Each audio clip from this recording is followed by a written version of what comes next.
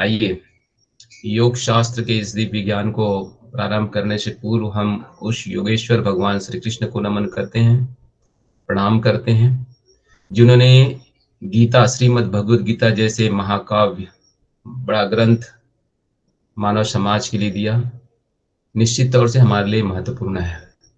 आइए उसी भगवद गीता के बारे में कुछ हम लोग जानेंगे। मैं ये नहीं कहता मैं उसकी जानकार हूँ, मैं उसमें थोड़ा सा गोता लगाने का प्रयास करता हूँ और थोड़ा सा ज्ञान आपके साथ शेयर करने वाला हूँ। निश्चित तौर से गीता हमारे भारतीय संस्कृति का एक अद्भुत ग्रंथ है। मानव जीवन के लिए सर एक आवाज नहीं आ मार्गदर्शक। रही। आवाज सर नहीं आ रही आवाज आपके नहीं आ रही। पास? बिल्कुल आवाज नहीं आ रही है। सर बिल्कुल क्लियर सर आवाज आप नहीं आ रही है।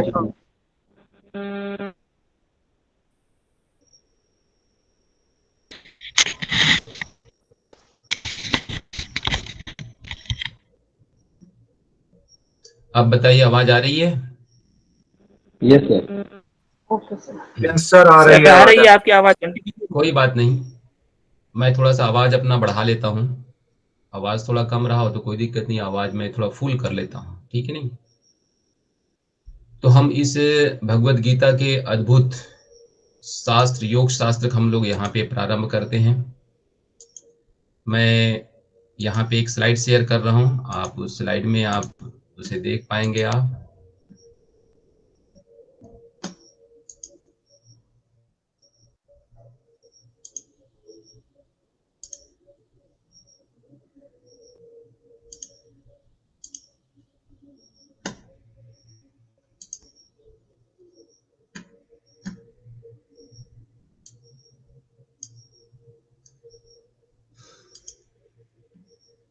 श्रीमद् भगवद गीता में समग्र स्वास्थ्य। कल भी हमने बहुत सारे योग के बारे में चर्चा किया था और योग में योग का अर्थ बताया था, वे ऑफ लाइफ। योग जो है जीवन जीने के क्या है, कला है। जीवन को कैसे जिया जाए और जीवन का जो जीने की जो कला है, उसकी जो मार्गदर्शिका है वो श्रीमद् भगवद गीता है। श्रीमद् भगवद गीता में मनुष्य जीवन को जीने का सही रास्ता हर दृष्टिकोण से, जहाँ पे हम लोग समग्र स्वास्थ्य की बात करते हैं तो उसमें शारीरिक, मानसिक, सामाजिक और आध्यात्मिक हर दृष्टिकोण से भगवान ने हमें क्या गाइड किया है वहाँ पे।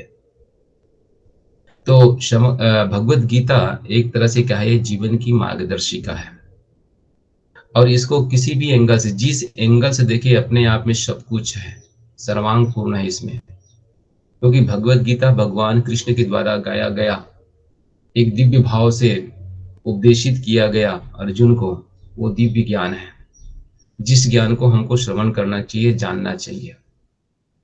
और महत्वपूर्ण यह है कि हमें किस भाव से उसे जानते हैं, किस भाव से उसे देखते हैं, किस भाव से उसको पढ़ते हैं।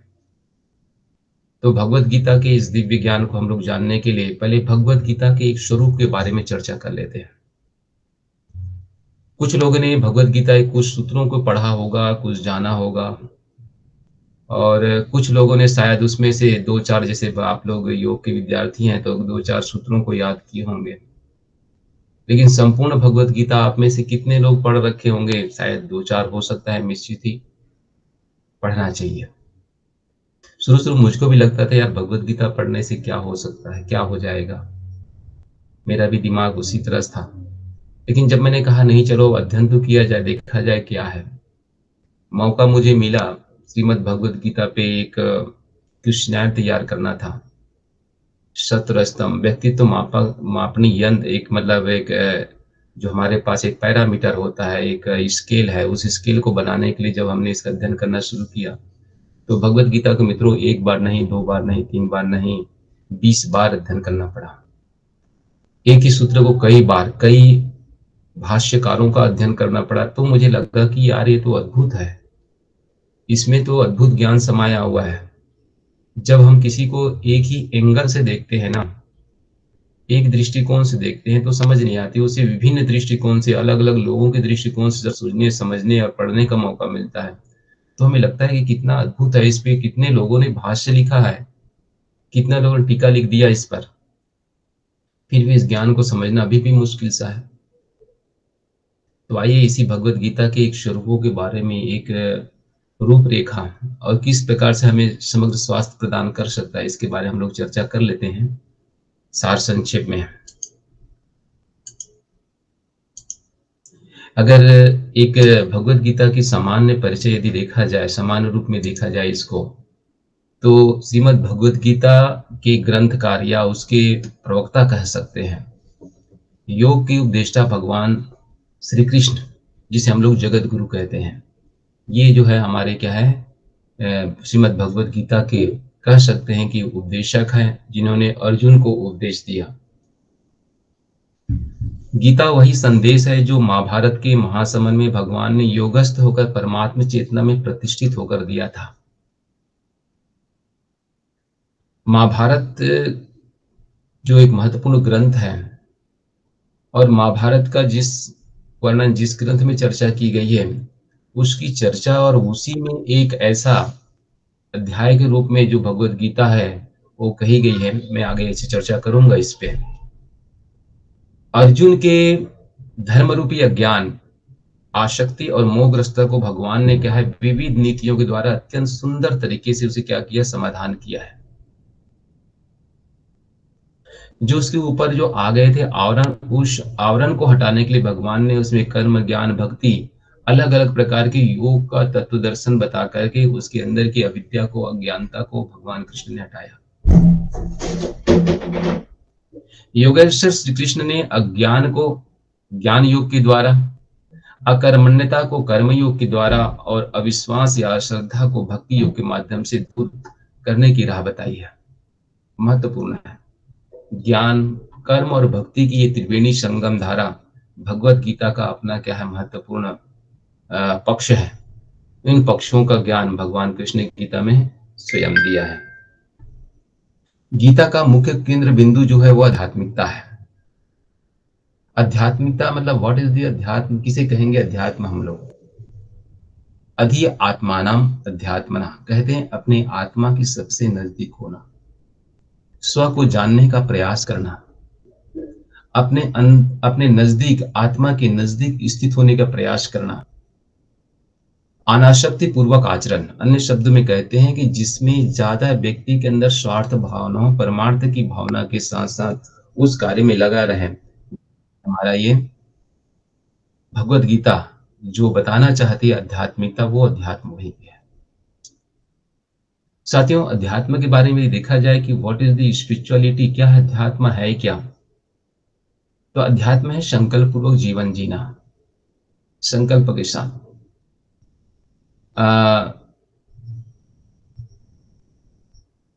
स्वामी विवेकानंद के गुरु हुए हैं स्वामी रामकृष्ण परमहंस। उनको उनके शिष्यों ने कहा, गुरुदेव हमें अध्यात्म समझ नहीं आती, अध्यात्म को बताइए। अगर कोई व्यक्ति आध्यात्मिक हो रहा है, स्पिरिचुअल हो रहा है, उसकी कुछ सिम्टम, कुछ लक्षण तो होगा।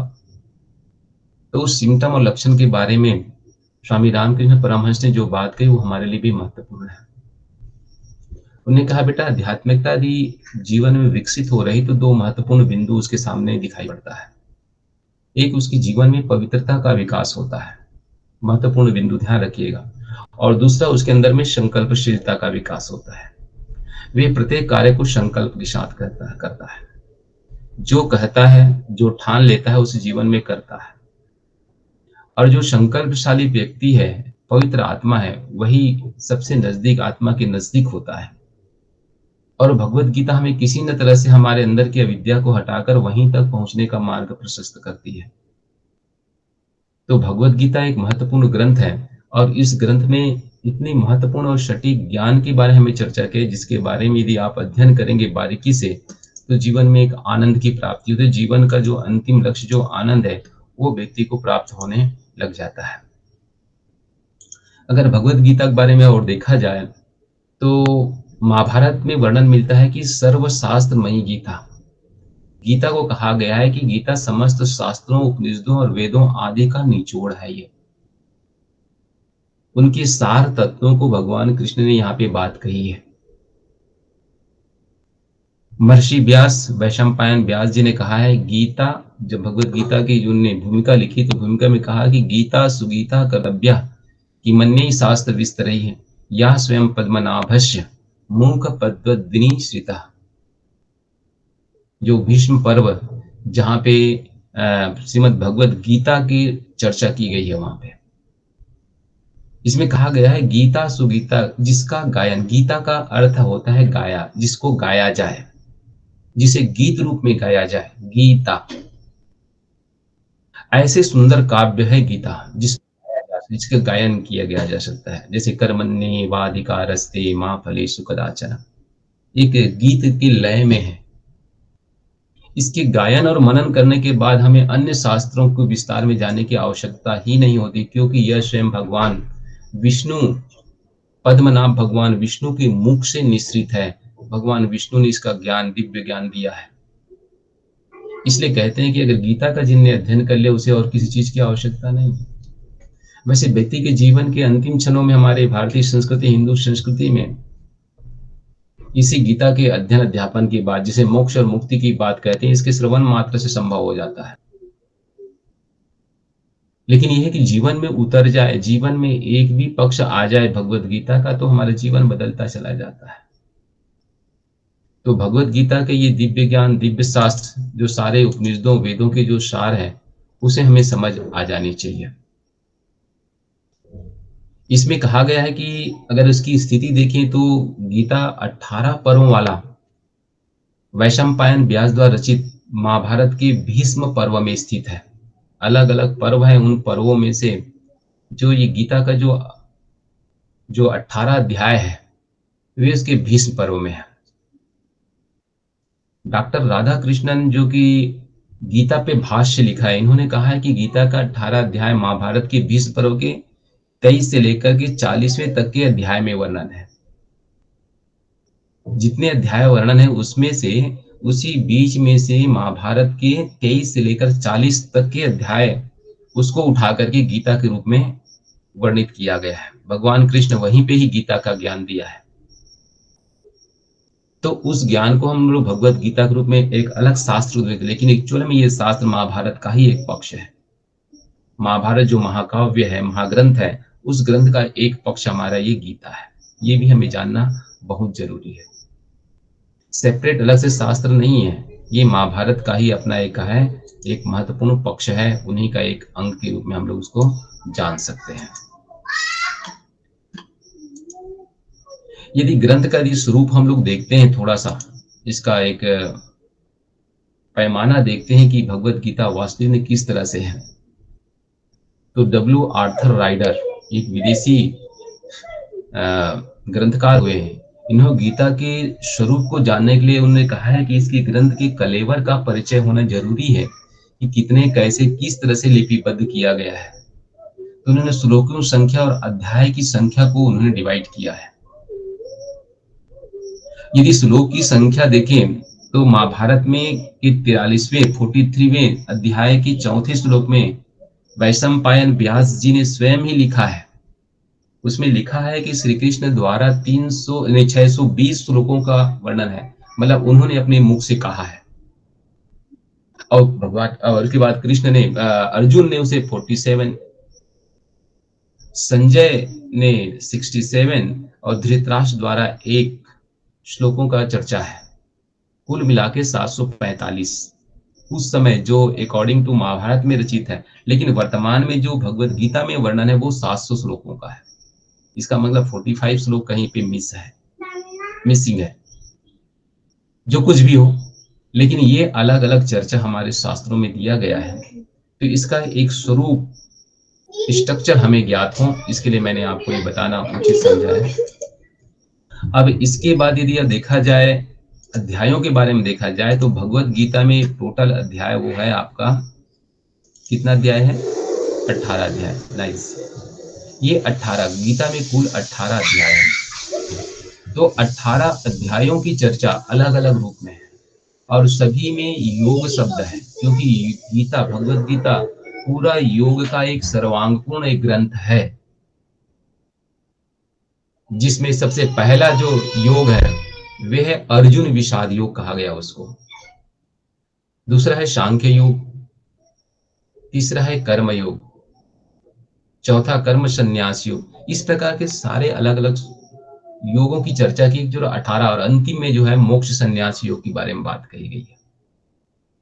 हमें ज्ञात होना चाहिए कि 18 अध्याय 18 प्रकार के योग है, लेकिन इन योगों को यदि देखा जाए तो वास्तविकता में 3 भागों में इसे विभक्त करके समझा जा सकता है और जाना जा सकता है, जिसको हम लोग ज्ञान योग, कर्म योग और भक्ति योग के रूप में जानते हैं।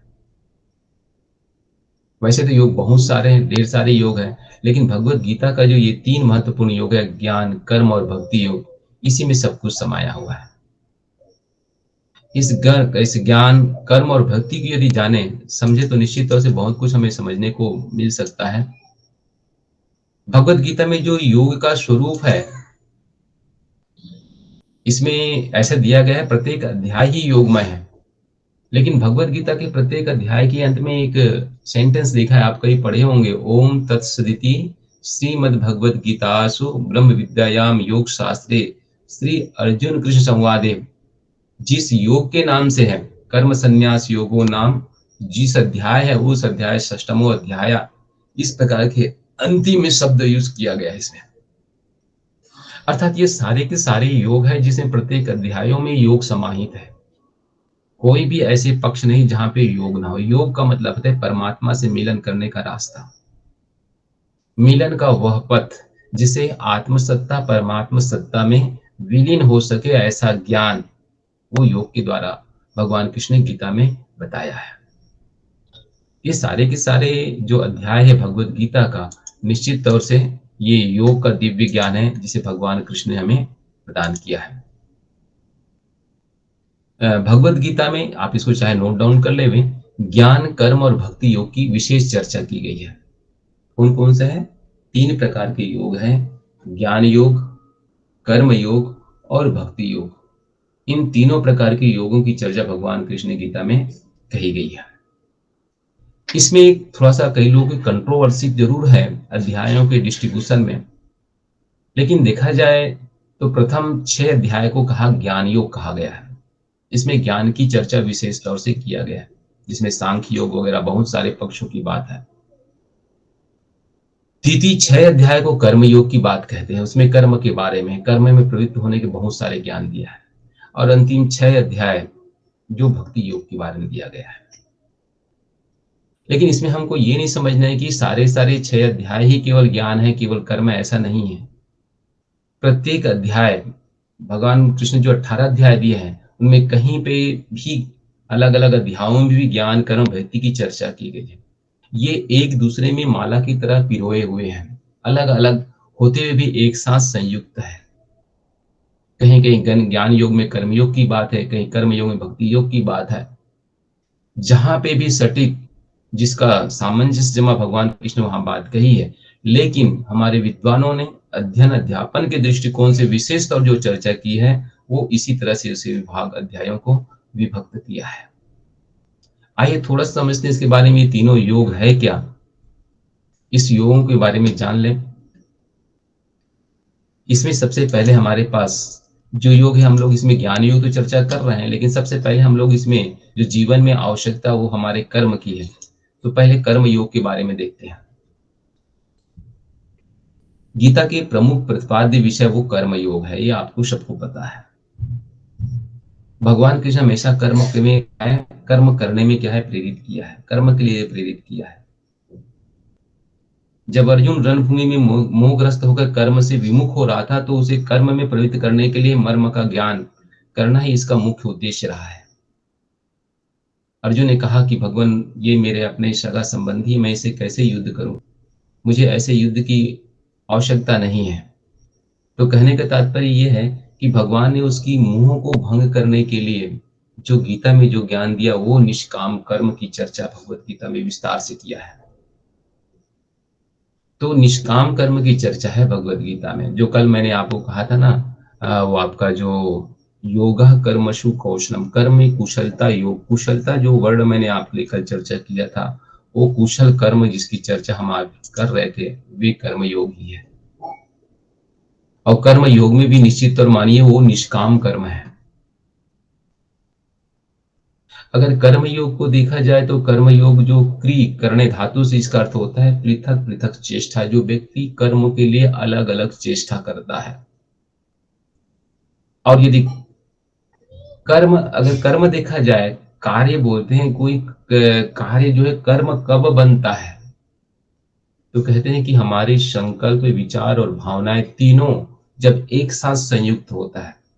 ध्यान दीजिएगा, विचार, कर्म और हमारी भावनाएं, ये तीन रज्जू बात कही गई शास्त्रों में है। ये तीनों जब संयुक्त हो जाते हैं, एक साथ मिल जाते हैं, तो ये कर्म रूपी संस्कार, कर्म का संस्कार बनाता है और हमारे जीवन में क्या है, वो अंकित हो जाता है। रज्जू कहते हैं उसको।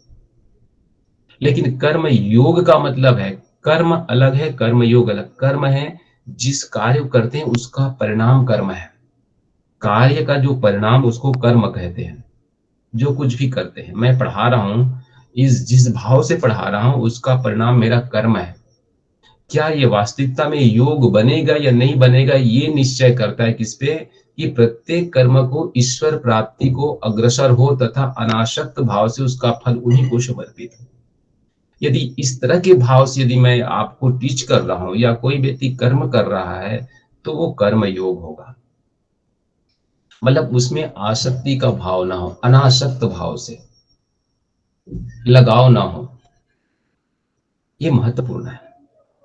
इसमें लोग अलग अलग अपने अपने विचार रखते हैं, लेकिन वास्तविकता में देखा जाए तो अनासक्त भाव से किया हुआ कर्म व्यक्ति को बांधता नहीं है, मुक्त कर देता है। उसमें कर्म ही नहीं बनता। कहते हैं कि स्वामी रामकृष्ण परमहंस निष्काम कर्म योगी थे, लेकिन कहते हैं कि निष्काम कर्म करने से व्यक्ति मोक्ष या मुक्ति को मिल जाता है, तो निश्चित तौर वो मुक्त आत्मा थे। लेकिन उसको इस धराधाम में बंधे रहने के लिए उसे क्या है, किसी से, सांसारिक किसी वस्तुओं से अपने जीवन को बांधे रखना जरूरी होता है। इसलिए कहा जाता है कि स्वामी रामकृष्ण परमहंस जब भी उनके भक्त आते थे, उनसे एक चीज मांगा करते थे। वो कहते हैं कि लड्डू लाए हो, लड्डू खाने के लिए।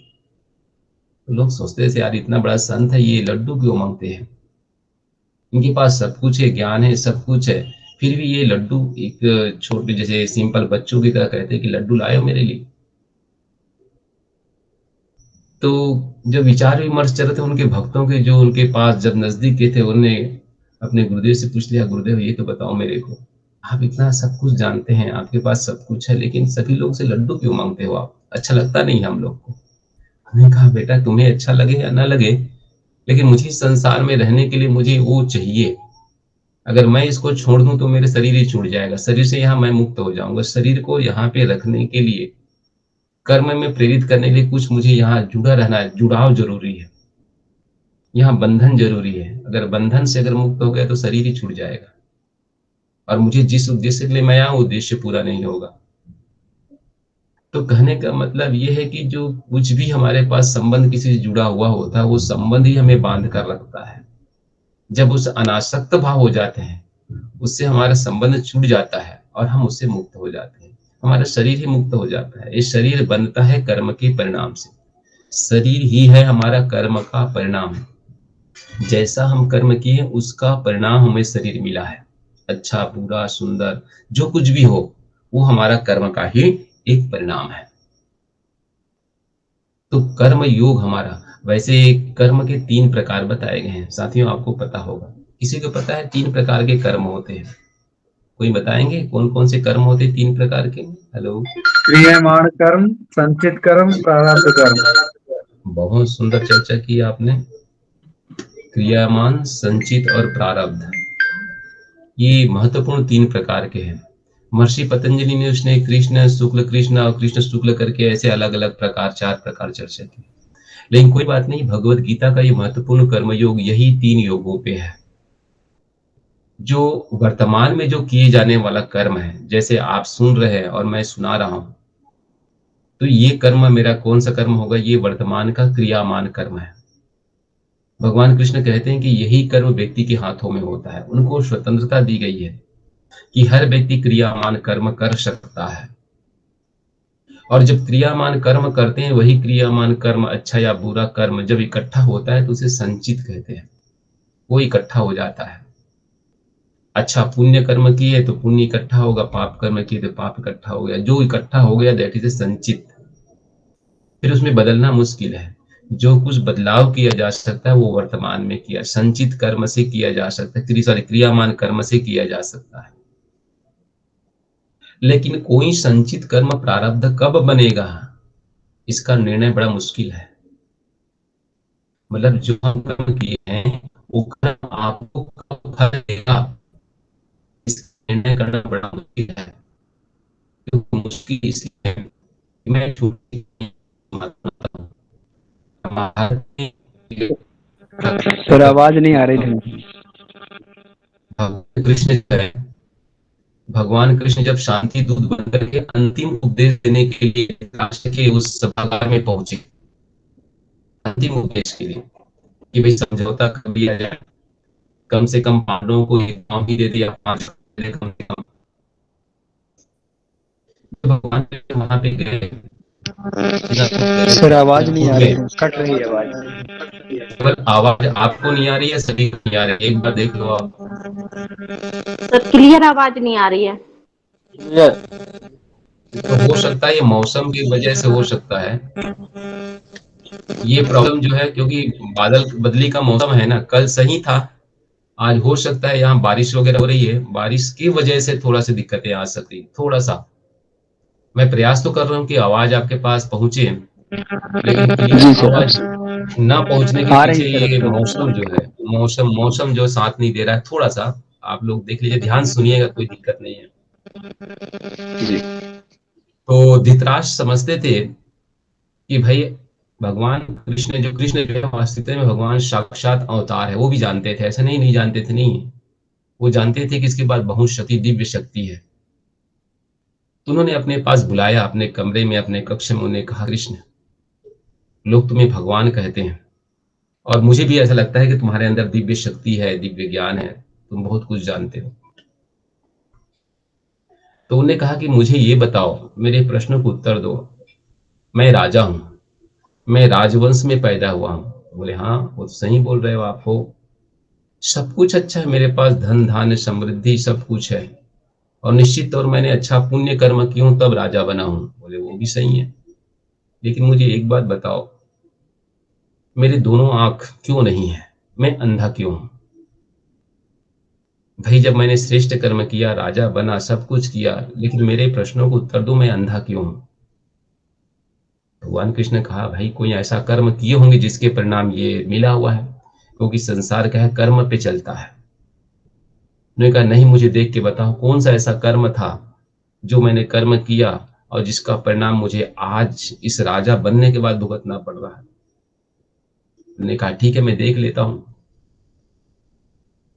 तो वो उनने आंख बंद किया, उन्होंने कहा महाराज मैं आपको पिछले जन्म देखता हूँ, पिछले जन्म में कुछ ऐसा कर्म हो। उन्होंने कहा ऐसा पिछले जन्म आपने कोई ऐसा कर्म नहीं किया है, बड़ा पुण्य आत्मा रहे आप, अच्छा श्रेष्ठ कर्म किया। बोले पिछले फिर कर्म को देखा, 2 जन्म को, तीसरे जन्म को, चौथे, पांचवें, छठवें, 7वें जन्म तक देखा। उन्होंने कहा महाराज 7वें जन्म में आप बड़े पुण्य कार्य किए हैं, आप श्रेष्ठ कार्य किए हैं। तो धृतराष्ट्र ने कहा तब तो भगवान ने मेरे लिए अन्याय किया है, क्योंकि 7 जन्मों तक मैंने श्रेष्ठ कर्म किया है, लेकिन अंधा होने कोई औचित्य ही नहीं मेरे जीवन में। उन्होंने कहा महाराज रुको, और भी देखते हैं। कहते हैं भगवान कृष्ण जब 8वें जन्म में जब गया, तुमने कहा महाराज आप एक छोटे से बालक है। अच्छा क्या हो रहा है छोटा बालक? उन्होंने कहा छोटे से बालक है यार, आप खेल रहे हैं और अपने घर के आंगन में बाहर निकल करके जो पेड़ पौधे था उसके पास, पेड़ पौधों के बीच में कहा आप उतना सक्षम है कि आप चढ़ सकते थे, चल सकते थे। उन्होंने कहा कि आपके घर के आंगन के बाहर चिड़ियों ने घोंसला बना रखा है और उस घोंसले में चिड़ियों के छोटे छोटे बच्चे हैं जो चहचहा रहे हैं। महाराज आप उसको देख रहे हो और आप उस चिड़ियों के बच्चों को देख करके आपके अंदर भाव तो ठीक था, लेकिन भाव के साथ आपके अंदर में ये था कि आपने क्या किया, उस चिड़ियों से खेलने लग गए और खेलने के में ये भूल गए कि चिड़ियों से कैसे खेलना है। आपने एक सीख लिया लकड़ी, और लकड़ी ला क्या किया, उनके आंख को चमकते हुए आंख को देखा तो आपने उसमें क्या है, एक सीख जो होता है लकड़ी के टुकड़े, उसको आपने लगा दिया। अब उस सीख को आपने जब लगाया, अब सीख को जब डाला तो सीख में डलने से उसके दोनों आंख कैसे हो गए, अंधे हो गए। अब उस अंधत्व का परिणाम आपको 7 जन्म तक नहीं मिला, इस 8वें जन्म में जब विशेष मौसम और वातावरण जब मिला तो उसका परिणाम आपको सब कुछ पुण्य कर्म करते हुए दोनों आंख आपसे छीन लिया गया। तो कहने का तात्पर्य यह है कि ये महत्वपूर्ण जो कर्म का जो सिद्धांत है वो कब तक पीछा, कैसे पीछा करेगा। अगर पुण्य कर्म उदय हो रहा है तो बुरा कर्म को उदय नहीं होने दिया जाता। तो कर्म कहा गया गहना कर्मणो गति कहा है, कर्म की गति गहन है, इसको समझ पाना हर व्यक्ति की बस की बात नहीं है। तो ऐसे गहन कर्म को कर्मयोग के द्वारा भगवान कृष्ण कहते हैं कर्म अगर निष्काम भाव से कर्म किया जाए, भगवत समर्पित कर्म किया जाए तो हमारा जीवन कुछ हो सकता है, श्रेष्ठ बन सकता है। और इसी कर्मयोग के बारे में आगे अनिवार्यता के बारे में भगवान कृष्ण कहते हैं कि प्राणी मात्र कर्म करना अनिवार्य है, उसके बिना जीवन की कल्पना करना व्यर्थ है। जैसे मैं कल भी चर्चा कर रहा था कि इसमें एक सूत्र दिया हुआ है, श्लोक दिया है, उसमें कहा है न ही कश्चित क्षणमपि जातु तिष्ठत्य कर्म कृता कार्यते है वशः कर्म सर्व प्रकृति जगुण। कहता है कोई भी मनुष्य क्षण मात्र भी कर्म किए बिना नहीं रह सकता, क्योंकि सभी प्राणी प्रकृति द्वारा क्या है, कर्म करने के लिए बाधित है। तो कर्म के लिए बाधित है तो हमें कर्म तो करना एक महत्वपूर्ण पक्षम है जीवन के लिए। व्यक्ति कर्म किए बिना रह ही नहीं सकता, कर्म ना करे ऐसी कोई बात नहीं, व्यक्ति को तो कर्म करना पड़ेगा। अगर जीवन धारण किए तो कर्म, क्योंकि जीवन मिला है तो कर्म का परिणाम मिला हुआ है, और जीवन मिल गया तो कर्म करना पड़ेगा उनको। अगर खुद भी नहीं करता तो आगे भगवान कृष्ण गीता में कहा गया सदृशम चेष्टते स्वस्वया प्रकृति ज्ञानवान अपि, कहते हैं कि सभी प्राणी प्रकृति के वशीभूत होकर कर्म करते हैं। प्रकृति उन्हें स्वयं ही कर्म करने के लिए उद्धत करता है, तो कोई व्यक्ति बिना कर्म किए तो रह ही नहीं सकता। तो कर्म जीवन के लिए आवश्यक है, हमें कर्म करना पड़ता है और कर्म हमें करना चाहिए। लेकिन कैसे कर्म करना है, अच्छा करना है या बुरा करना है, ये मैंने बताया ना, आपका जो क्रियामान कर्म है, वर्तमान कर्म है, ये आप पे छोड़ा गया है। कर्म करने का अधिकार मनुष्य को दिया गया है, तो कर्म का अधिकार हमें है, तो कर्म हमें करने का पूरी स्वतंत्रता है। तो हमें कर्म श्रेष्ठ कर्म करना चाहिए, अच्छी कर्म करना चाहिए। भगवान कृष्ण गीता में और भी कहा है कि गहना कर्मणोगति, कर्म की गति गहन है, इसको समझना, इसको जानना बड़ा मुश्किल सा है, लेकिन फिर भी हमें समझने का प्रयास करना चाहिए, श्रेष्ठ कर्म करने का प्रयास करना चाहिए। ये हमारे अपने हाथों पे है। गीता के ही दूसरे अध्याय के 48 नंबर जो सूत्र है, श्लोक है, उसमें कहा है योगस्थ कुरु कर्माणि संगम त्यक्त्वा धनंजया सिद्धया सिद्धयो शमो भूत्वा समत्वम योग उच्यते।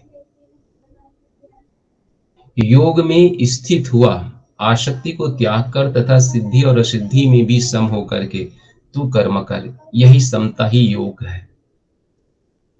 कहते कि योग कैसे हो कि आसक्ति को त्याग कर, लगाव को त्याग कर।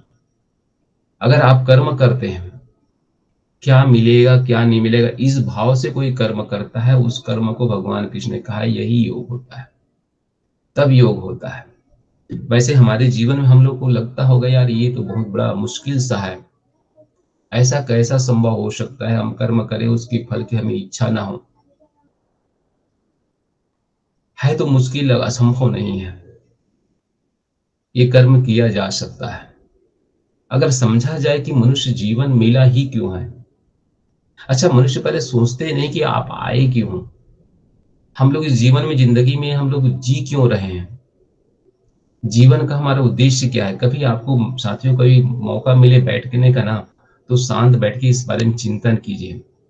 आप लोगों ने कभी दर्शन पढ़े हैं, दर्शन शास्त्र पढ़े हैं? कोई है इसमें से जो फिलॉसफी का विद्यार्थी हो? हेलो, जो कभी फिलॉसफी का अध्ययन किया हो, दर्शन पढ़े हैं? चलो ठीक है, अरविंद जी आप पढ़े कम से कम, अच्छी बात है। दर्शन एक दृष्टिकोण है, दर्शन अध्ययन अध्यापन का मुझे मौका मिला। दृश्यते अनिनिति दर्शनम कहते हैं, दृष्टिकोण है एक। अगर जीवन को अगर विशेष दृष्टिकोण से देखा जाए, हुए मैं कौन हूं, कहां से आया हूं, किस लिए आया हूं, जीवन का उद्देश्य क्या है, ये दर्शन का महत्वपूर्ण विषय रहा है खोजना। तो आप कभी शांत होकर के बैठिए, क्योंकि जो ये मैंने आपको सूत्र दिया, इस सूत्र को ऐसे सिंपल अर्थों में समझने में, सांसारिक बुद्धि रख के समझने में मुश्किल होता है। अब अपने आने का उद्देश्य यदि आपको ज्ञान हो जाए कि हम एक्चुअली में आए ही क्यों हैं यहाँ पे, या परमात्मा ने सृष्टि को बनाया ही क्यों है। वैसे अद्भुत गूढ़ रहस्य हमारे दर्शन में, जो षड दर्शन है, 6 दर्शन है, उन दर्शनों में बड़ा विस्तार से चर्चा किया गया। परमात्मा को क्यों लगा कि उस सृष्टि को बनाया जाए, और बनाया गया है तो क्यों बनाया गया है, किस लिए बनाया गया, इससे कार्य व्यापार चलता ही कैसा है। तो सारे तर्क वितर्क पे भरा हुआ है, पूरे दर्शन तर्कों पे है। ज्ञान के बारे में बड़े विस्तार से चर्चा इसमें है। तो साथियों, हमें जब कभी मौका मिले तो शांत होकर हमें सोचना चाहिए, मैं आखिर आया ही क्यों, जीवन का उद्देश्य क्या है मेरा, अगर आ गया हूं तो मुझे करना क्या चाहिए। क्या केवल और केवल सांसारिक बंधनों में बंधकर जीवन को समाप्त करना ये जीवन का उद्देश्य है? जीवन का उद्देश्य कुछ और भी है, ये हमें समझना चाहिए। यदि अगर हम समझेंगे तो हमें बहुत कुछ समझ आ जाता है। वैसे सिंपल सा है। अच्छा, लोग जो है इस जीवन क्रम को समझाने के लिए एक उदाहरण दिया करते हैं, और विशेष दर्शनों में विशेष तरह से एग्जाम्पल आता है। मैं आप चाहता हूं कि आपको सुना दूं। Yes sir. कहते हैं कि यदि आप, इस कहानी से हमें ये प्रेरणा मिलती है कि हम आए क्यों, जीवन हमें करना क्या चाहिए, ये आप निर्णय कर सकते हैं। कहते हैं कि राजा जो है, 2 माली, अपने उपवन के लिए 2 माली नियुक्त किया। उनके पास बड़े बड़े बगीचे थे। तो राजा ने माली बुलाए, और माली बुलाकर कहा भी ऐसा है कि मेरा 2 उपवन है। उन उपवन मतलब बगीचा, फूल फलों से लदे हुए बगीचा है, उस बगीचा का देख रेख करना है आप लोग को। तो 2 माली थे, तो दोनों माली कहा ठीक है भाई, आपका जैसा आदेश है, आप राजा है तो आप आदेश कर रहे हैं, हम चलते हैं। वो दोनों माली चले गए, और जाकर के एक माली, जो पहला वाला माली था, उन्हें बगीचा देखा, बड़े प्रसन्न हो गए, खुश हुआ। ने कहा महाराज ने इतना बड़ा बगीचा दिया हमें। तो उन्हें क्या किया कि वो सोचे कि इस बगीचा में किसी प्रकार की कोई क्या है कमी ना रह पाए, ये सूखने ना पाए, इसलिए इसमें कोई खरपतवार ना उग जाए। इसलिए वो क्या है काम में लग गए, और खरपतवार को हटाने लग गए, पेड़ पौधों को पानी देने लग गए। बस अपने जीवन को उसको सजाने संवारने में वो लग गए। वो भूल गया, और कुछ याद नहीं रहा उन्हें, सिर्फ अपने कर्तव्य कर्म याद रहे, उस बगीचा को संवारते रहे। दूसरा जो माली था, उन्हें सोचा वाह क्या बात है, महाराज की बड़ी जीवन में कृपा है। तो उन्हें क्या किया, अगर महाराज कभी आए तो खुश कब होगा, जब उसके नाम का जप किया जाए, गान जाए, घंटी बजाया जाए। तो उन्हें क्या किया, बगीचे में जाने के बाद सबसे पहले एक छोटी सी क्या है कुटी जैसा बना लिया, जिसे हम लोग मंदिर कहते हैं या कुछ भी कह सकते हैं। वहां पे राजा का फोटो लगा दिया, और राजा के सामने क्या है उसकी अगरबत्ती जला पूजा पाठ करना शुरू कर दिया। सुबह से शाम तक लंबे समय तक यही काम करता रहा। वैसे करना भी चाहिए। एक पक्ष को ध्यान रखा, दूसरे पक्ष को भूल गए, और वो बस उसी में तन्मयता रहे, और उनकी बगीचा जो सूखता गया, खरपतवार उगता गया। कभी आए मन आए तो एक आध कुछ कर लिया, अन्यथा वो केवल जब ध्यान में रहे। एक बार राजा बाहर आए, उन्हें सोचा कि अब मेरे उपवन को देखूं, उपवन है कैसा, ठीक ठाक है या नहीं है। अच्छा साथियों, बताओ अगर राजा आए हो, दोनों में से किस माली से ज्यादा प्रसन्न होगा, पहले वाले माली से या दूसरे वाले माली से? आप जरा चिंतन करें, और अपने जीवन को उसे जोड़ कर देखें, हम आखिर जीवन में कर क्या रहे हैं। अगर पहले माली से या दूसरे माली से, आप लोग बताएं, कोई एक आध तो बताओ, किससे ज्यादा राजा प्रसन्न होगा, जिसकी पूजा की जा रही है या जो पूजा पाठ नहीं कर रहे हैं, किससे प्रसन्न होगा राजा? पूजा पाठ करने वाले से। पूजा पाठ करने वाले से राजा प्रसन्न होगा। और दूसरा कोई? हेलो, राजा जो है यस पूजा सर। पाठ, जी, किससे पूजा प्रसन्न होगा? पाठ कर पूजा पाठ करने वाले सर। क्या बात है, उम्मीद यही थी सर। नहीं, आप लोग गलत बोल रहे हैं। राजा कभी पूजा पाठ करने वाले से प्रसन्न नहीं होगा। राजा तो प्रसन्न होगा अपने बगीचे को देखकर, लहलहाते फलों को देखकर प्रसन्न होगा वो। जिसको जिस काम के लिए नियुक्त किया गया था बगीचे को संवारने के लिए, वो बगीचा जो संवार रहा था, पहले नंबर माली, उस माली पे खुश होगा वो, क्योंकि उस माली ने राजा की चापलूसी नहीं किया। उन्होंने, वो केवल अपने कर्तव्य कर्म पे लगे रहे और राजा को प्रसन्न करने के लिए नहीं, बल्कि उस बगीचे को सजाने में अपने जीवन अर्पित किया। तो राजा तो उनसे खुश होगा, लेकिन दूसरे व्यक्ति इसलिए नाखुश हो जाएगा क्योंकि उन्होंने बगीचा का ध्यान नहीं रखा।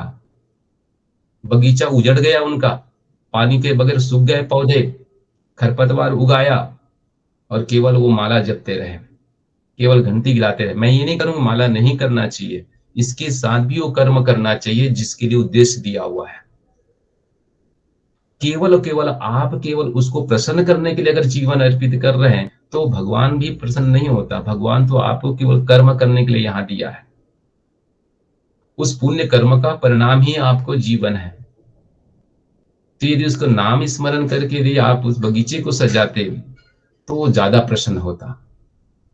लेकिन उस व्यक्ति, पहला वाला व्यक्ति पूरे तन्मयता से समर्पित रहा, इसलिए मैं भी क्या निश्चित तौर से राजा पहले पे प्रसन्न से दूसरे पे प्रसन्न नहीं थे। यदि हम भी जीवन में यही कर रहे हैं तो आप भी ध्यान रख लीजिएगा, जीवन का उद्देश्य यहाँ पे इस बगीचा को संवारना है। ये संसार भगवान का बनाया है, एक सुंदर उपवन है, सुंदर बगीचा है, और भगवान ने कर्म करने की स्वतंत्रता हमें दे रखी। हम श्रेष्ठ कर्म यहाँ कर सकते हैं, उसको सजा सकते हैं, उसको संवार सकते हैं। तो सजाने और संवारने के जो हमें स्वतंत्रता दी है, वो भगवान ने हमें कर्म करने की स्वतंत्रता के साथ दी है। तो निश्चित तौर इस संसार को हमें क्या करना चाहिए? सजाना चाहिए, संवारना चाहिए। किसी कुछ कहना है इस पे? किसी को लगता है नहीं साहब हमें तो पहले दूसरा वाला सही है, तो आप डिस्कशन कर सकते हैं कि आपके दृष्टिकोण से ऐसा क्यों लगा कि दूसरा। हाँ जी, समझ में आ गया सर। समझ में आ गया ना? तो निश्चित तौर से पहले वाले की तरह हमें जीवन, जी जी, कर्म प्रधान कहा है, कर्म प्रधान विश्व चिराग जो जस करहि वो फल सागर। सर एक प्रश्न है इससे संबंधित कि जैसे आज कोई ऐसा कार्य कर रहा है जिसमें जीव की हत्या हो रही है, तो उसके ये प्रारब्ध जी कर्म का फल होगा, जैसा कि बताया आपने। तो जी जब वो प्रारब्ध के आधार पर आज उसका जो कर्म ये कर रहा है, जैसे बकरे को काटना या किसी भी चीज को जीव हत्या करना, तो ये भी अगले जन्म के लिए प्रारब्ध बन जाएगा फिर, तो उसका तो ये खत्म होगा ही बिल्कुल नहीं बनेगा, सर। बिल्कुल बनेगा, उसका प्रारब्ध बनेगा, और वो जिस प्रकार कर्म कर रहा है अकॉर्डिंग ही उसको जी परिणाम मिलेगा। निश्चित तौर से इसमें कोई व्यक्ति नहीं बच सकता। देखिए इसमें कोई त्यागेगा धर्म सर, इसको विशेष का खत्म विषय। कैसे करेगा? देखिए ये तो क्या है, खत्म कर्म कैसे है होगा उनका सर? कर्म। खत्म कैसे होगा? खत्म देखिए, सॉरी। बाकी कुछ करना खत्म जी करना, देखो अपने है, मनुष्य को अपना कर्म करने का अधिकार है। आप अपने जीवन को बदल सकते हैं, जीवन अच्छा बना सकते हैं, समाज को जो अगर सही मार्ग प्रेरित कर सकते हैं तो आपके ऊपर है। अन्यथा परमात्मा हर चीज के लिए अपना तैयार रखते हैं, लेकिन ये है कि जो हमें जो बनाया गया, हम जिस समाज में रहे उस समाज को श्रेष्ठ बनाने का कार्य हमारे पास है। आप अपने घर परिवार और अपने बच्चे, इनको तो श्रेष्ठ बना सकते हैं, क्योंकि सबको बदलना मुश्किल है, लेकिन अपने को सर बदलना, एक अपने परिवार को रखना, सबको रखना, ये हमारे वश की बात है। पूरे संसार को बदलने की बात एकदम से हमें सोचना, ये हमारे लिए नामुमकिन सा लगता है। सर एक तो और कम से प्रश्न है, कम वो लेकिन संसार। उतना अच्छा नहीं है, फिर भी मैं पूछना चाहता हूँ कि जैसे किसान खेत में कीटनाशक डालता है, ठीक है ना सर, अपनी फसल को सुरक्षित रखने के लिए, तो कहीं ना कहीं वो जानकर ही कर रहा है, जो जीवों की हत्या कर रहा है, तो इसका भी क्या फल अगले जन्म में या इसी जन्म में मिलेगा क्या उसको? अब देखिए ऐसा है, वो भी ठीक है, आप सही कह रहे हैं, किसान यदि मान लीजिए कोई खरपतवार या हो रहा है, उसके लिए कीटनाशक वगैरह डाल रहा है, कीड़ों को नष्ट कर रहा है, लेकिन किसान का जो उद्देश्य है वो उस समाज के लिए है। और आपको पता है किसान जब खेती करता है उसके साथ कितने जीव जंतु प्राणी पलते हैं, ये भी तो देखो आप जरा। उनके कृषि कर्म में लाखों जीव जंतु पाए जाते हैं। किसान तो वो व्यक्ति है जो, ठीक है कुछ जीव जंतु का हत्या होती है तो कई जीव जंतु का जीवन भी तो संवरता है उससे, केवल मनुष्य नहीं होता। चिड़िया, आप देखिए चूहे और कई प्रकार के कीट पतंगे, कई जीव जंतु होते हैं, कुछ ही तो नष्ट होता है। तो बट भाव वहां पे उसका जो भाव होता है ना कर्म में किसान का, वो हत्या का नहीं होता। और वैसे कहते हैं कर्म जो बनता है, मैंने पहले ही बताया था ना, कर्म जो बनता है वो आपको कौन सा होता है, संकल्प, भावनाएं और इच्छाएं। ये तीन से संयुक्त होकर बनता है कर्म हमारा। अगर तीनों संकल्प एक साथ मिलते हैं तो कर्म बनता है। अब किस प्रकार के संकल्प है, किस तरह की भावनाएं हैं, ये उस पर डिपेंड करता है। तो आप तो वो यही साधन कहेंगे, महत्वपूर्ण नहीं है सर, साधन महत्वपूर्ण नहीं है, साध पवित्र होना चाहिए। भावनाएं हमारे किस भाव से आप कर्म को कर रहे हैं। जैसे एग्जाम्पल के लिए मैं बताऊं, अगर एक सैनिक अगर बॉर्डर पे लड़ रहे हैं और वो कई लोग को भी गोली से भून देता है, तो आप कहेंगे साहब उनको भुना गया तो उनको भूनेंगे, लेकिन भूनते समय उसकी भाव क्या रहा है, मातृभूमि के प्रति उनकी सुरक्षा का भाव है। उनका उद्देश्य क्या है, उसकी अंतिम उद्देश्य क्या है, वो राष्ट्र की रक्षा करने के लिए है। तो समझिए उनकी जो भावनाएं महत्वपूर्ण है। अगर भाव श्रेष्ठ है तो व्यक्ति निश्चित तौर से वो श्रेष्ठता, या कहते हैं उनके जीवन का अंतिम जो परम आनंद है वो उनको प्राप्त होती है। तो भावनाएं होती है।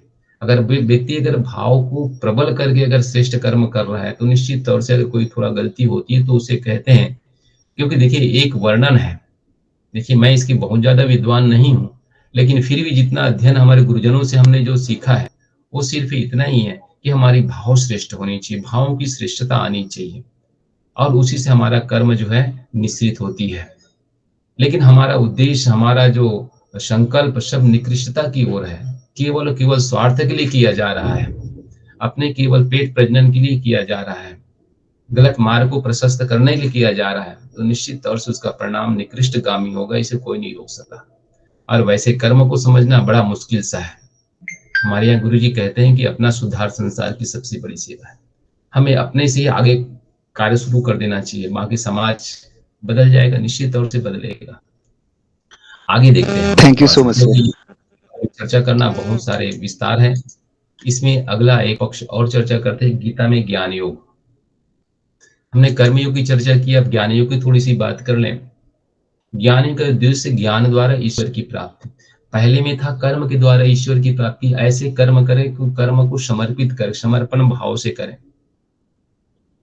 समर्पित भाव से जो कर्म करते हैं तो वो हमारा कर्मयोग। और ईश्वर को समर्पित कर जब ज्ञान के बारे में चर्चा करते हैं कि ज्ञान के द्वारा ईश्वर की प्राप्ति, हम इस प्रकार के चिंतन, इस प्रकार की भावनाएं हमारे पास हो, चिंतन हो, भाव नहीं चिंतन, उस चिंतन से परमात्मा की हमें प्राप्ति हो जाती है।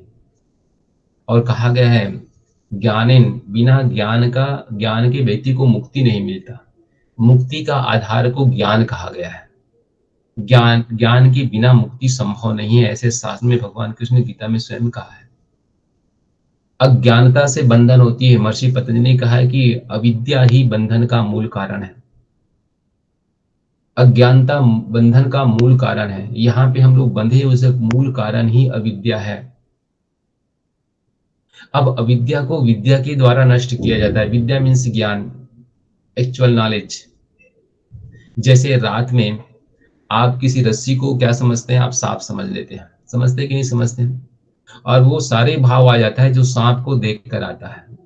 लेकिन वहां पे ज्ञान का एक प्रकाश, एक लाइट, एक टार्च या मोबाइल की लाइट जल जाए तो तुरंत आपकी सारी भय, सारे भ्रम सब समाप्त हो रहे। हम तो व्यर्थ में परेशान हो रहे थे, ये तो रस्सी है। जीवन में भी ऐसा बहुत सारे ऐसे पक्ष हैं जो केवल अज्ञानता की वजह से है। जैसे ज्ञान के प्रकाश फूटता है ना, तो व्यक्ति के सारे भ्रम, सारे अंधकार तिरोहित हो जाता है। और भगवान कृष्ण ने अर्जुन को यही तो ज्ञान दिया है, सारे के सारे उसके अंदर की विद्या को हटा दिया। उन्होंने कहा ये मेरा ताऊ है, ये मेरे चाचा है, ये मेरा ये है। उन्होंने कहा ये तेरा कुछ भी नहीं है, तुम्हें जो लग रहा है वो है ही नहीं है। तो उसके अंदर की जो अविद्या, उसकी आंख के ऊपर जो परत था, उस परत को जैसे हटाया, वैसे वो सारे सारे क्या है, अंधकार हट गया और वो फिर युद्ध के लिए तैयार हो गए।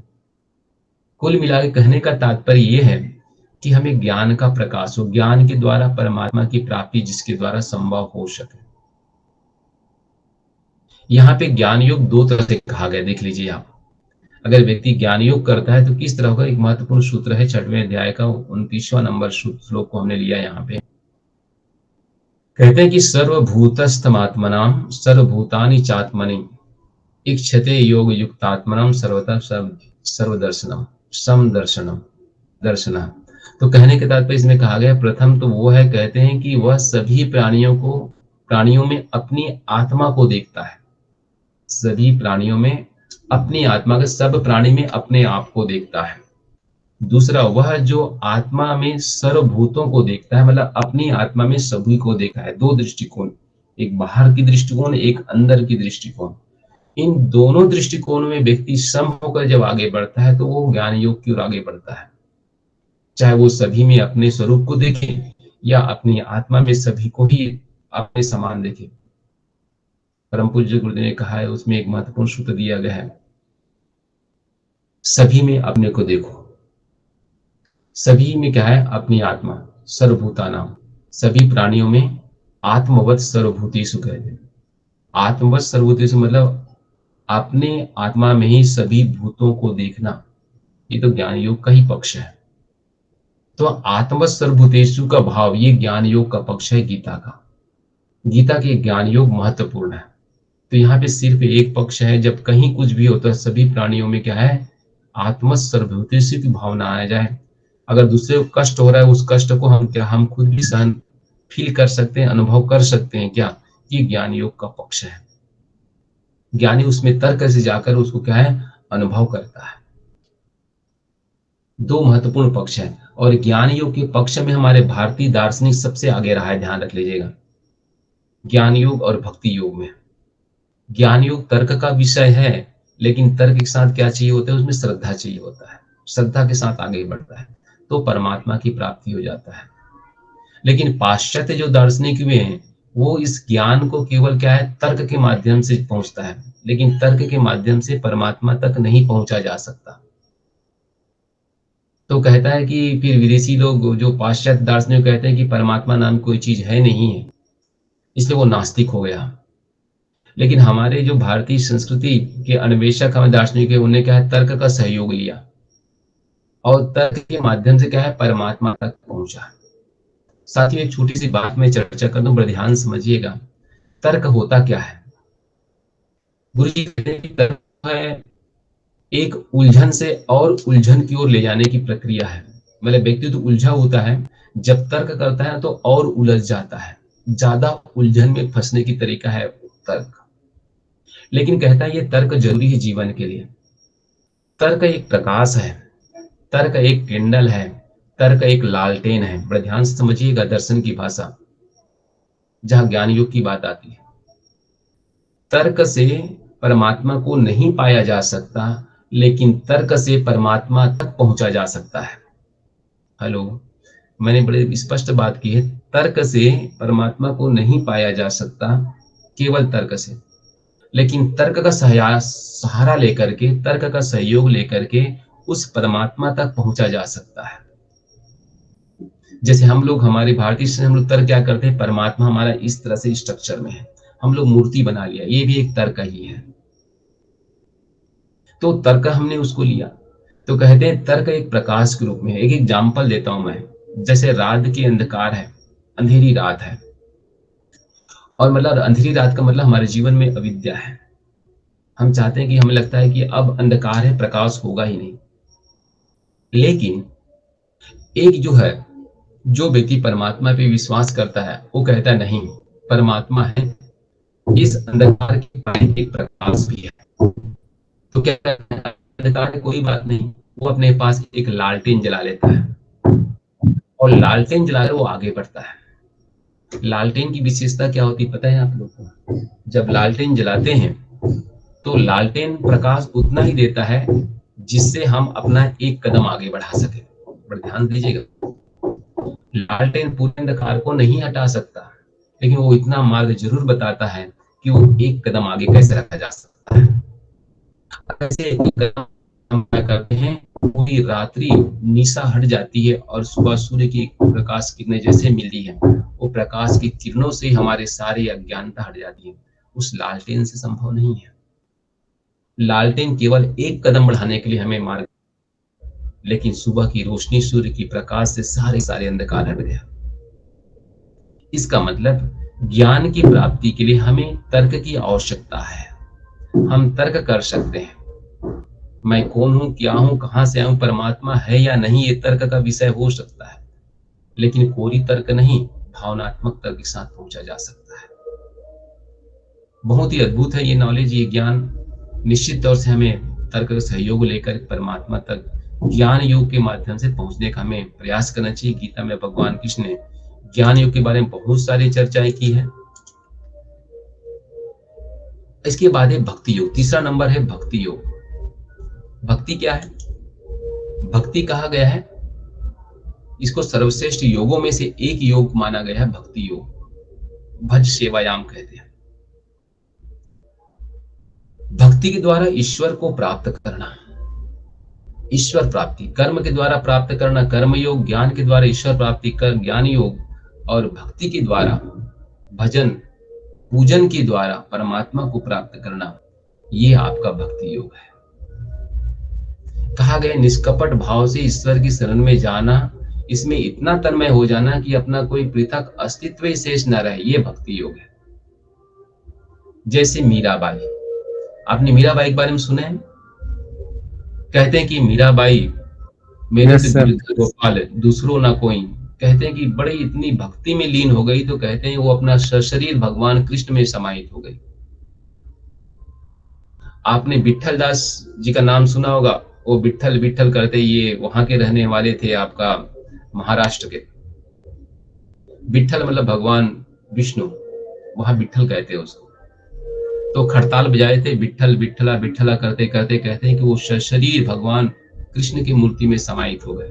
मतलब बॉडी इतनी ट्रांसपेरेंट, मतलब वो पृथकत्व नहीं है, भक्त और भगवान दोनों एक हो जाते हैं। भक्ति की वो पराकाष्ठा है, पूरी बॉडी ट्रांसफॉर्म हो जाती है, ये भक्ति योग है। और वैसे सबसे आसान और सबसे सरल योग कहा गया है भक्ति योग, बशर्ते भाव आनी चाहिए।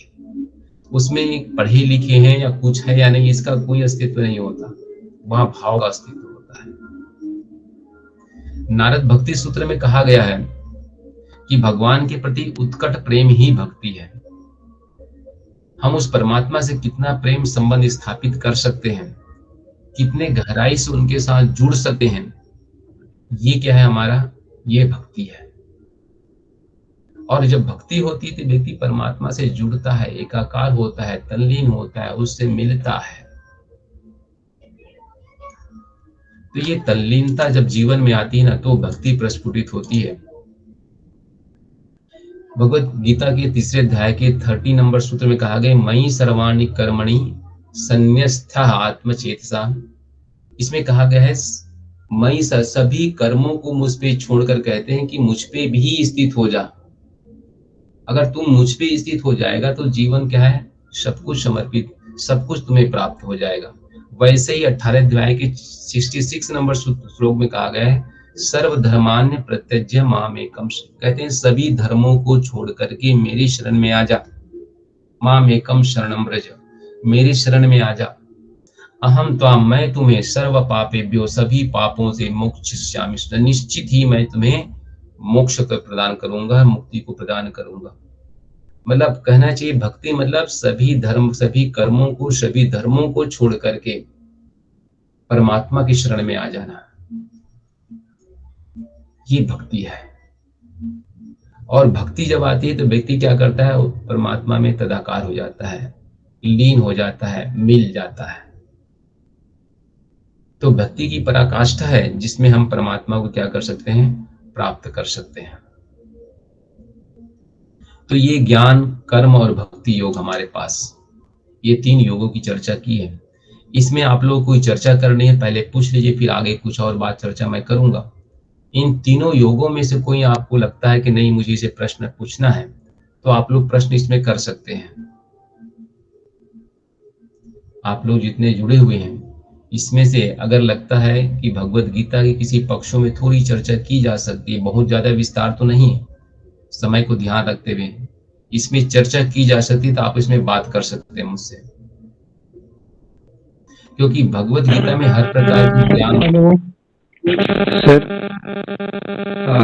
आपने जैसे कहा कि सभी कर्मों को, इस श्लोक में बताया आपने कि सभी कर्मों को छोड़कर और मुझ में समाहित हो जा, तो मैं मोक्ष ऐसा मिल जाएगा। तो सर आपने पहले ही बताया कि व्यक्ति जो है कर्म के बिना नहीं रह सकता, तो फिर ये कैसे संभव है? ये भी सही बात कर रहे हैं। यहाँ पे थोड़ा कंट्रोवर्सी जैसा लग रहा है ना, दो पक्ष है। अब देखिए, अगर व्यक्ति भक्ति करता है तो भी तो कर्म करता ही है। सर्व कर्मान का मतलब है, देखिए, सर्व कर्मान परित्यज्य, सभी अन्य कर्मों को, अन्य कर्म मतलब जो आपका कहीं और कई प्रकार के बंधनों से आप बंधे हुए हैं, उन बंधनों को त्याग करके, देखिए कर्म तो है, संसार में आएंगे दो कर्म कर सकते हैं, एक अच्छे कर्म है और दूसरा बुरे कर्म है। लेकिन अगर आपको मोक्ष और मुक्ति को और आगे बढ़ना है तो कहते हैं इन दोनों कर्मों से व्यक्ति को मुक्त होना पड़ता है। पर ध्यान रख लीजिएगा, संसार में रहना है, संसारिक जीवन में चलना है तो कोई अच्छे या बुरे कर्म, ये प्रकृति के वशीभूत होकर कर्म करते रहेंगे आप, और बिना कर्म किए आप नहीं रह सकते। लेकिन यदि मोक्ष और मुक्ति की इच्छा जिनको है, परमात्मा विलीन होने की इच्छा है, तो कहते हैं सभी प्रकार के इन कर्मों को त्याग करो, अच्छे कर्म को भी और बुरे कर्मों को भी। क्योंकि कल मैंने चर्चा किया था कि जो हमारी जो बंधन है, हमारी जो चैन या संकल कहते हैं, जो बांधने वाली हमारी हथकड़ी है, हथकड़ी चाहे सोने का हो या लोहे का हो, दोनों ही बांधता है। उसे मुक्त होने के लिए हमें उस बंधन को तोड़ना पड़ता है। यदि हम संसार में श्रेष्ठ कर्म कर रहे हैं तो श्रेष्ठ कर्म भी हमारा बंधन है, ध्यान रख लेना।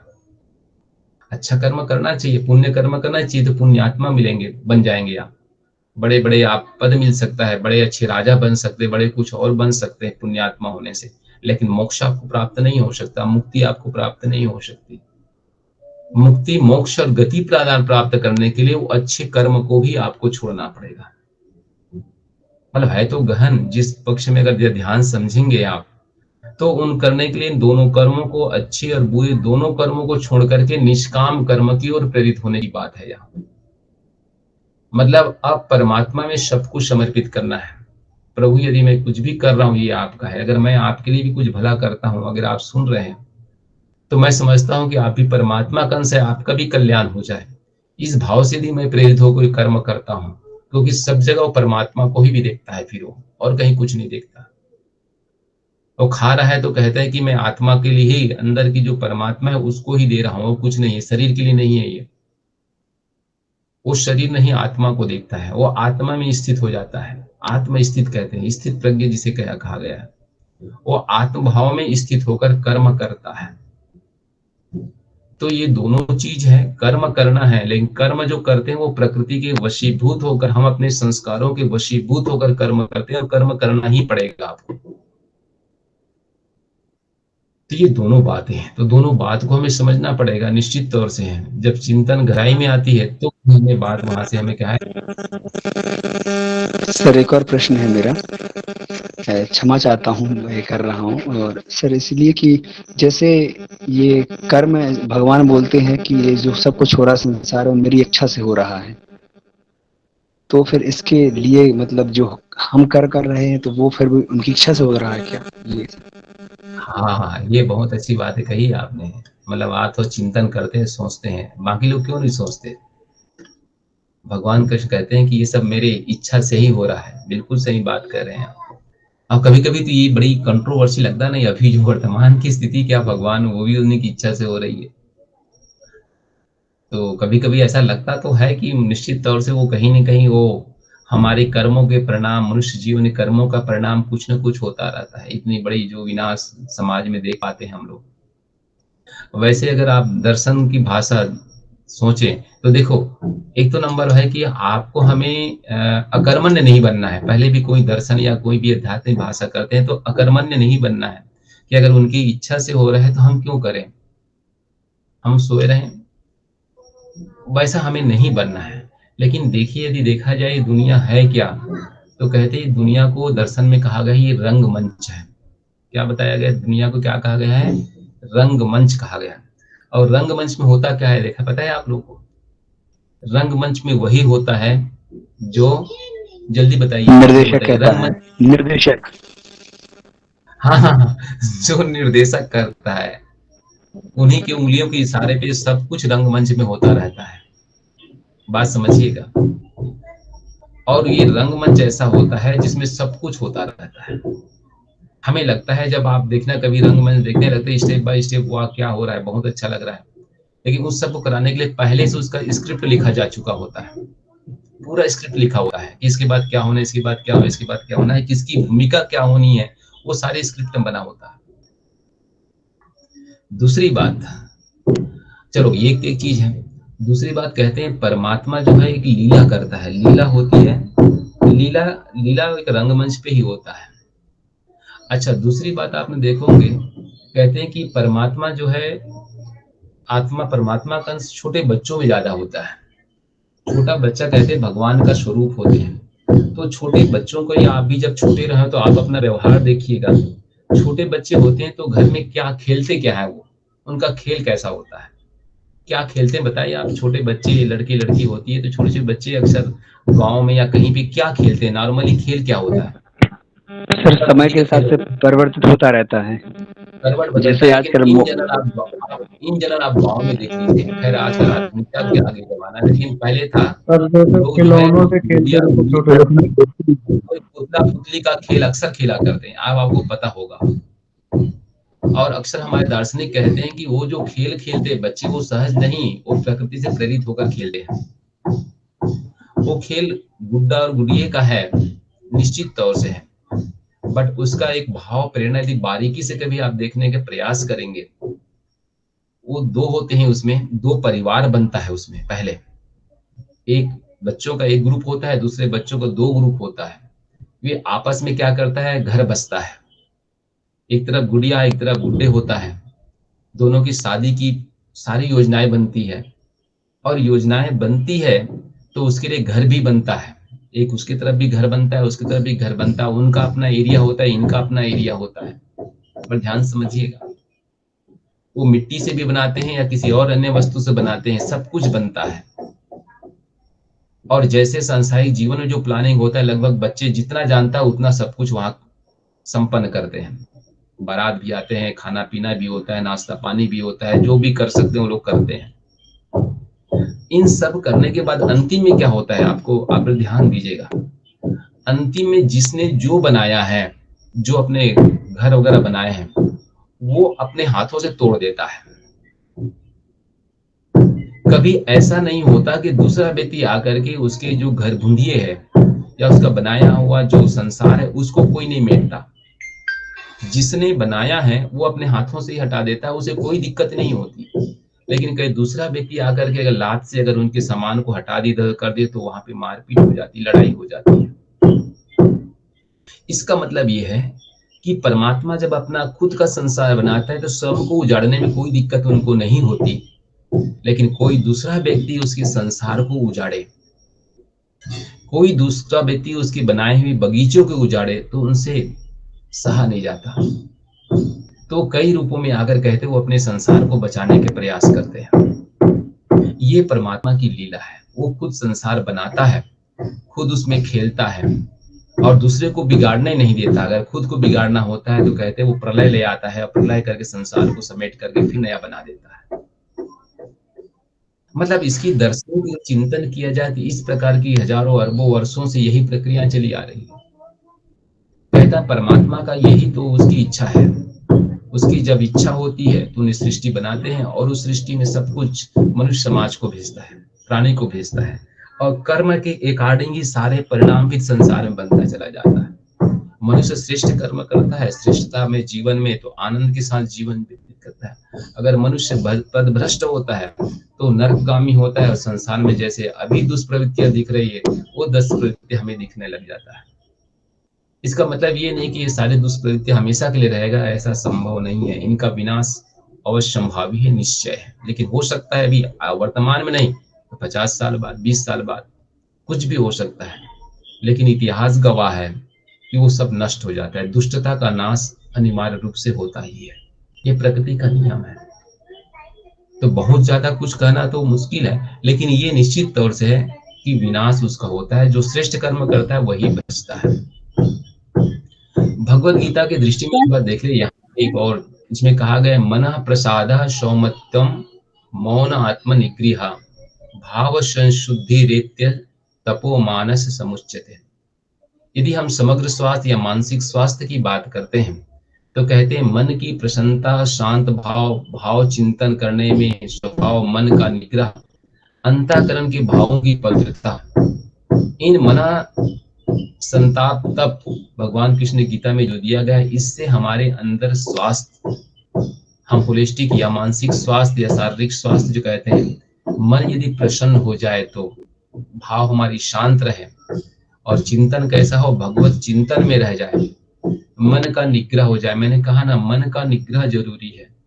कल भी चर्चा किया था, मन एवं मनुष्य नाम कारण बंध मोक्षे। बंधन और मुक्ति का जो कारक है वो हमारा मन ही है।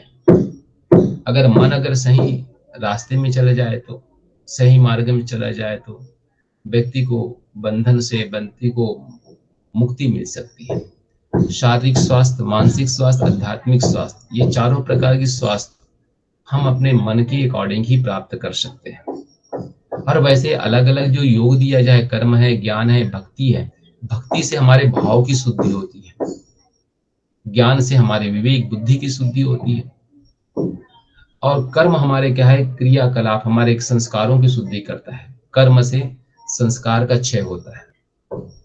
जब श्रेष्ठ कर्म करते हैं तो हमारी संस्कार नष्ट होता चला है। संस्कार मतलब जो पिछले जन्मों के संस्कार, वो क्षय होता चला जाता है, हमेशा ध्यान रखिएगा। तो कर्म से संस्कारों की शुद्धि होती है, ज्ञान से हमारी बुद्धि परिष्कृत होती है, और हमारे जो भक्ति से हमारी भावनाएं परिष्कृत होती है। तो ये चारों योग जो परिष्कृत, तीनों प्रकार के योग होते हैं, इससे हमारी शारीरिक, मानसिक, अगर देखो कर्म योग द्वारा हम शारीरिक शुद्धि प्राप्त करते हैं, शरीर को शुद्धि प्राप्त करते हैं। कर्म योग करते हैं तो शरीर शुद्ध होता है। अगर कर्म में लगा रहे तो व्यक्ति वैसे भी निरोग नहीं होता। अगर ज्ञान श्रेष्ठता की ओर है तो व्यक्ति मानसिक रूप से स्वस्थ रहेगा, तर्क सही रहेगा तो व्यक्ति मानसिक रूप से स्वस्थ होता है। और यदि भक्ति भाव है तो अंतःकरण शुद्ध होता है, निर्मल होता है, भावनाएं शुद्ध होती है, तो आध्यात्मिक शांति। और ये जो तीनों शांति जब मिलती व्यक्ति जीवन में, तो समाज बनता है। समाज भी श्रेष्ठ काम है, क्योंकि समाज बनता ही हमसे ही है ना, व्यक्ति से, परिवार से ही तो समाज बनता है। तो यदि हम स्वस्थ रहते हैं, हम मानसिक रूप से स्वस्थ रहते हैं, हम भावनात्मक स्वस्थ रहते हैं, तो हमारा समाज भी स्वस्थ बनता है। तो ये तीनों प्रकार का जो योग है वो हमारे 3 प्रकार की शुद्धि करता है, और तीनों शुद्धि से हम लोग क्या है, शारीरिक स्वास्थ्य के साथ साथ सामाजिक स्वास्थ्य प्राप्त करते हैं, और हम समग्र स्वास्थ्य प्राप्त करते हैं। समग्र स्वास्थ्य मतलब शारीरिक, मानसिक, सामाजिक और आध्यात्मिक, इन चारों प्रकार के जो स्वास्थ्य लाभ हमें प्रदान करें। और भगवत गीता में कर्म द्वारा, मैंने कहा शारीरिक, ज्ञान योग द्वारा मानसिक, और भक्ति योग द्वारा आध्यात्मिक स्वास्थ्य की प्राप्ति होती है। और निश्चित तौर से व्यक्ति जब कर्म करता है ना, तत्पर रहता है। कहते हैं ना, तो अगर आप कोई इंसान जो कर्म करता है तो बीमार कम पड़ता है, क्योंकि वो कर्म में तल्लीन रहता है, कर्म करता रहता है, फिजिकल वर्क करता रहता है। और व्यक्ति तर्क से नहीं करता है, चिंतन नहीं करता है, तो व्यक्ति का मानसिक, अच्छा, मन में विकृति कब आती है? जो व्यक्ति का गलत चिंतन करता है, गलत सोचता है, निकृष्ट चिंतन करता है, विकृत चिंतन करता है, तो व्यक्ति का क्या है, विवेक नष्ट हो जाता है, व्यक्ति को तनाव आता है, टेंशन आता है, और व्यक्ति उसमें फंसता चला जाता है। और भक्ति के द्वारा भाव शुद्धि हो, तो भाव शुद्धि होता है, तो हमारी भाव शुद्धि से परमात्मा कहते हैं एक कहावत इसमें, भावे ही विद्यते देवा तस्मात् भाव ही कारण। भावनाएं जब शुद्ध होती है तो व्यक्ति क्या होता है, उसकी भावनाएं शुद्ध होती है और व्यक्ति की आत्मा परिष्कृत हो जाती है, और आत्मा परिष्कृत होकर व्यक्ति क्या है, अग्रसर होता है श्रेष्ठ पद की ओर, श्रेष्ठ मार्ग की ओर। भगवत गीता के दूसरे अध्याय के एक महत्वपूर्ण श्लोक है, उस श्लोक में आपको सुनाना चाहता हूँ। इसमें दिया गया है, व्यक्ति किस प्रकार बंधनों में बनता है, किस प्रकार से मानसिक उलझनें पैदा होती है। भगवान कृष्ण कहते हैं, ध्यायतो विषयान पुंसः संगस्ते सुपजायते संगात संजायते कामः कामात् क्रोधो भिजायते क्रोधात् भवति सम्मोहात् सम्मोहात् स्मृति विभ्रमः स्मृति भ्रंशात् बुद्धिनाशो बुद्धिनाशो प्रणश्यति। मतलब किस प्रकार के मानसिक उलझन पैदा होती है। भगवान कृष्ण केवल स्वास्थ्य की बात नहीं, उलझने भी पैदा किस प्रकार से होती है, इसकी भी बात इसमें चर्चा की गई है। कहते हैं कि ध्यायतो विषयान पुंसः, विषयों की ध्यान करने मात्र से, विषय का ध्यान करने मात्र से, ध्यायतो विषयान पुंसः, केवल विषय का चिंतन करने, विषयों का चिंतन करने से व्यक्ति के जीवन में क्या आती है, आसक्ति आती है, आसक्त हो जाता है काम के प्रति। वो कार्य कुछ भी हो सकता है, जीवन के कोई भी कार्य व्यापार हो सकता है, और आसक्ति से कामना पैदा होती है। संगस्ते सुपचायते, संगात संजायते कामः, और आसक्ति से कामना, चाहने की इच्छा। काम का अर्थ होता है केवल फिजिकल रिलेशनशिप नहीं, बल्कि यहाँ पे इच्छाएं हैं, कुछ करने की, कुछ होने की इच्छाएं हैं, कुछ पाने की इच्छाएं हैं, तड़प होती है, वो काम है, कामना जिसे कह सकते हैं। दोनों तरह से इसमें उद्देश्य है। और कामना पूरी ना हो तो कहते हैं, इसमें दिया गया है, कामात क्रोधो भी जायते, अगर काम इच्छाओं की पूर्ति ना हो तो व्यक्ति को क्रोध उत्पन्न हो जाती है। क्रोधात् भवति सम्मोह, और क्रोध से व्यक्ति में मोह पैदा, सम्मोह पैदा हो जाती है उसमें। क्रोध से मूर्खता जिसे कहते हैं। सम्मोहात् स्मृति विभ्रम, और इससे हमारा स्मृति कैसा विभ्रम हो जाती है। स्मृति विभ्रम, और स्मृति के नष्ट हो जाने से बुद्धि का नाश होता है, और बुद्धि के नाश होने से व्यक्ति की क्या है, मृत्यु हो जाती है। कितना स्टेप, बिल्कुल सीक्वेंस, स्टेप बाय स्टेप बताया गया। इसका मतलब है कि कुल मिलाकर के शुरू में ही विषयों की ज्यादा चिंतन न करते हुए परमात्मा को अर्पित कर कर्म किया जाए तो ये प्रॉब्लम ही नहीं आए। जितने मानसिक रोग आज वर्तमान में देखते हैं ना, तनाव, चिंता, अवसाद, ये सब ऐसा ही उत्पन्न होता है।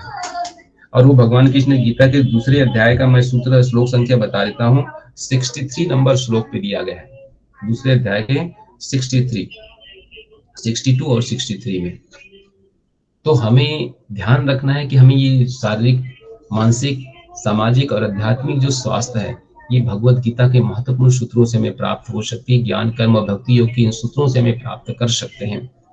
इसमें और किसी को कुछ पूछना हो तो साथियों आप लोग पूछ सकते हैं, कुछ क्षण है, बाकी फिर हम लोग और चर्चा करेंगे कल अगले विषय पे, क्योंकि गीता तो अनंत ज्ञान है।